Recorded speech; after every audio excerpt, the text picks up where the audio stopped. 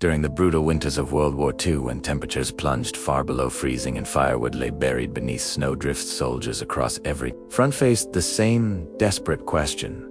How do you eat a hot meal when even the smallest spark could give away your position? Out on the Russian steppe, in the frozen Ardennes, and high in the mountains of Norway, carrying heavy fuel or dry wood simply wasn't an option. Yet somehow, thousands of men managed to cook warm food in sub-zero conditions, using a tiny metal contraption, small enough to fit in a pocket. It didn't rely on wood, it didn't smoke, and it could bring water to a boil in minutes. This was the forgotten World War II pocket stove, a masterpiece of survival ingenuity, and a silent hero of cold weather warfare. Conventional fires weren't just impractical in winter, they were deadly. A single curl of smoke could betray your position to enemy aircraft or artillery. In occupied territories, open flames were outright banned because they signaled human activity. What soldiers needed was a heat source that was portable, invisible, and fast.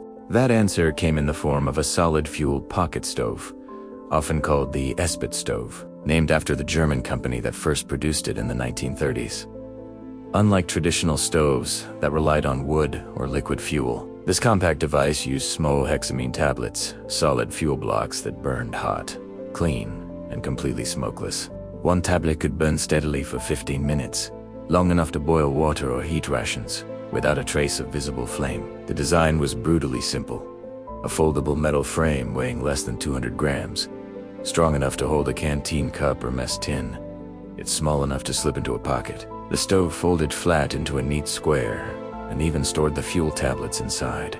No moving parts, no pumps, no maintenance, just reliability. That simplicity was its genius. When men were freezing in snow-filled foxholes, this small stove became more than just a tool. It was survival itself. Soldiers carried them in their field jackets, ready to unfold, place a tablet inside, and set a tin cup filled with snow or rations over the flame. Within minutes, that frozen snow turned to boiling water, enough to make coffee, heat tinned meat, or cook dehydrated rations in silence. A single tablet could boil half a liter of water even in temperatures below minus 30 degrees Celsius. And because the flame was invisible and produced no smoke, it was ideal for night patrols and stealth operations. German troops relied on it heavily on the Eastern Front, where the cold could kill faster than bullets. Allied soldiers who captured or traded for one quickly learned its value, and many kept them permanently. Even elite units like the British SAS and German Gebirgsjäger mountain troops used these pocket stoves on long winter missions. It was dependable in snowstorms, in high-altitude mountain passes, or deep in frozen forests, anywhere wood was scarce, or fires were forbidden. It allowed troops to stay warm, nourished, and alert, all without exposing their position. The secret to this stove's power lay in the chemistry of its fuel. Hexamine, a compound made from formaldehyde and ammonia, burns at nearly 700 degrees Celsius. It produces a hot, steady flame with almost no residue and requires very little oxygen, which meant it worked even in thin mountain air or windy conditions. Just one tablet could bring half a liter of water.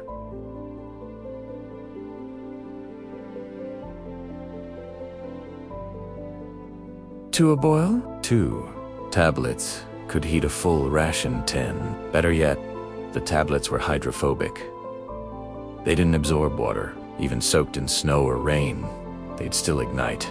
That reliability made them priceless to soldiers who knew that, no matter the weather, their tiny stove would always work. And remarkably, that same technology survives today. Hexamine tablets are still sold under names like Esbit and Coglins, used by soldiers, campers, and survivalists alike. They're waterproof, lightweight, and last indefinitely when stored properly. A testament to their wartime design. For modern preparedness, the World War II pocket stove still offers lessons far beyond nostalgia. It proves that survival isn't about expensive gear, it's about compact reliability. In a world of bulky gas canisters and fragile fuel systems, the pocket stove remains one of the safest, simplest, and most versatile heat sources ever made.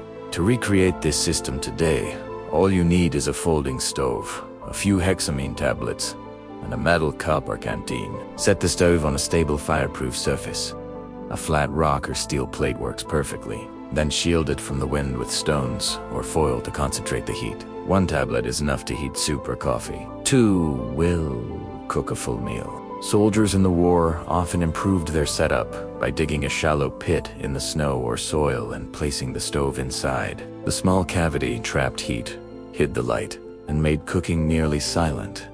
A trick that still works brilliantly for campers and preppers today, even if you're not on a battlefield. The lesson remains practical.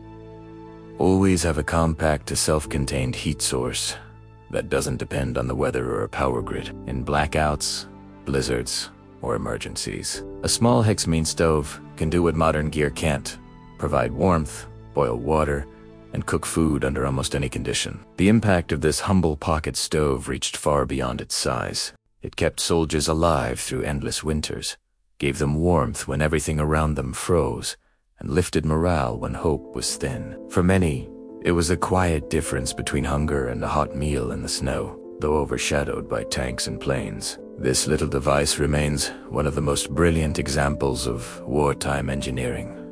Simple, reliable, and born from necessity. It stands as a reminder that real innovation doesn't always roar with engines or firepower. Sometimes, it fits in your pocket. The men who carried these stoves weren't just surviving, they were adapting, turning scarcity into resilience. And their lessons endure, because in the end, the smallest tools often hold the greatest truths about survival. If you enjoyed this look into forgotten wartime ingenuity, subscribe to In the Beginning, where we explore the hidden technologies, creativity, and grit that shaped history's toughest soldiers, because sometimes it's the quietest inventions that change everything.